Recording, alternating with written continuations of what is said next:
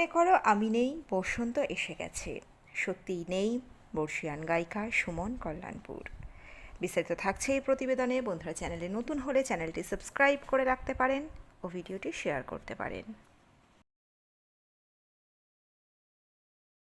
প্রয়াত হয়েছেন প্রবীণা প্লেব্যাক শিল্পী সুমন কল্যাণপুর। তার মৃত্যুকালে বয়স হয়েছিল 89 বছর। জানা গিয়েছে রবিবার লোখান্ডওয়ালায় তার বাড়িতে শেষ নিঃশ্বাস ত্যাগ করেছেন বর্ষিয়ান শিল্পী।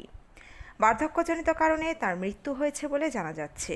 তার মৃত্যুতে শোকাহত ভারতীয় সঙ্গীত জগৎ। সুমন কল্যাণপুরের মৃত্যুতে এনসিপি নেতা শরদ পাওয়ার এক্স হ্যান্ডেলে শোক প্রকাশ করেছেন। তিনি লিখেছেন, প্রবীণ প্লেব্যাক গায়িকা সুমন কল্যাণপুরের প্রয়াণ সংবাদ অত্যন্ত হৃদয় বিদারক। তার মিষ্টি, সুমধুর ও হৃদয়স্পর্শী কণ্ঠ দিয়ে তিনি ভারতীয় সঙ্গীত জগৎকে সমৃদ্ধ করেছেন।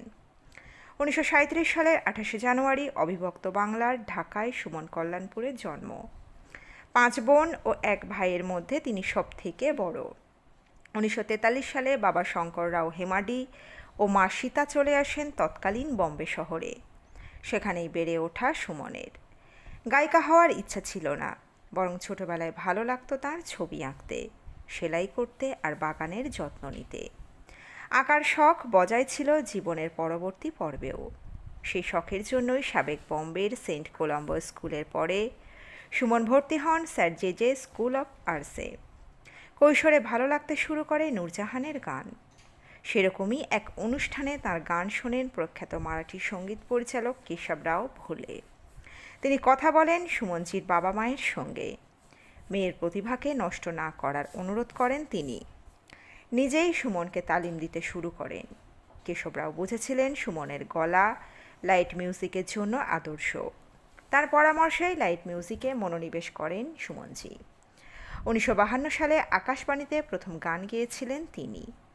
1953 সালে মারাঠি ছবি সুকারচি চাঁদনিতে গান করেন সুমন কল্যাণপুর। 1954 সালে মাঙ্গু ছবি দিয়েই হিন্দি ছবিতে প্রথম প্লেব্যাক। শঙ্কর জয়কিষাণ, রোশন, মদন মোহন, শচীন দেব বর্মন, হেমন্ত মুখোপাধ্যায়, অপি নায়ার, নওশাদ প্রমুখ সব নামী সঙ্গীত পরিচালকের নির্দেশনায় কাজ করেছেন সুমন কল্যাণপুর। মোহাম্মদ রফি সহশিল্পী ছিলেন তাঁর। রফিজি ও সুমনজি প্রায় 140টি ডুয়েট করেছেন। তাদের ডুয়েটের মধ্যে আজকাল তেরে মেরে প্যারকে চর্চে, নানা কারকে প্যারের মতো গান রয়েছে। পাশাপাশি তিনি ডুয়েট করেছেন মান্না দে, হেমন্ত মুখোপাধ্যায়দের মতো শিল্পীদের সঙ্গেও।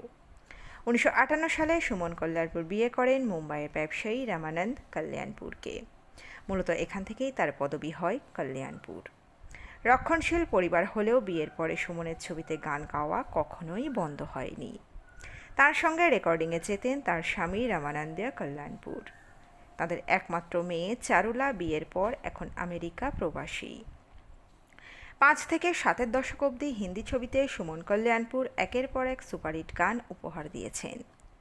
বিখ্যাত ছবিগুলির মধ্যে রয়েছে বাত এক রাত কি, দিল এক মন্দির, নূরজাহান, দিল হি তো হ্যায়, জাহানারা, পাকিজা ইত্যাদি। তিনি বাংলা গানও গেয়েছেন প্রচুর। মনে করো আমি নেই, বসন্ত এসে গেছে, আমার স্বপ্ন দেখার দুটি নয়ন আজও অমলিন। বন্ধুরা, ভিডিও শেষ করার আগে আপনাদের কাছে একটি প্রশ্ন রেখে যাচ্ছি। সুমন কল্যাণপুরের কোন গানটি আপনার সবচেয়ে পছন্দের? অবশ্যই কমেন্ট বক্সে লিখতে ভুলবেন না। আপনারা কমেন্ট বক্সে ওম শান্তি লিখতেও পারেন। লতা মঙ্গেশকরের সঙ্গে সুমনের কণ্ঠস্বরের মিল ছিল। বহুবার তুলনাও হয়েছে এই দুই শিল্পীর মধ্যে। এরকমও হয়েছে সুমনজির গান পরিচিত হয়েছে লতাজির গান বলে। সুমন কল্যাণপুর জানিয়েছিলেন কিংবদন্তি শিল্পী লতাজি তাঁর প্রিয় শিল্পী, কিন্তু তিনি কোনোদিন তাকে ইচ্ছাকৃতভাবে অনুকরণ করেননি। সুমন কল্যাণপুরের ধ্রুপদী গানের রেকর্ড বিরল, কিন্তু ধ্রুপদী গানেও তার ছিল অনায়াস বিচরণ। হিন্দি ছবিতে রাগাশ্রয়ী গানের জন্য তিনি 3 বার ভূষিত হন শ্রীনগর সংসদ সম্মানে। 2009 সালে মহারাষ্ট্র সরকার তাকে সম্মানিত করেন লতা মঙ্গেশকর পুরস্কারে। 2023 সালে ভারত সরকারের পদ্মভূষণ সম্মানে সম্মানিতা হন তিনি। তো বন্ধুরা, এই প্রতিবেদনে ছিল এতটুকুই।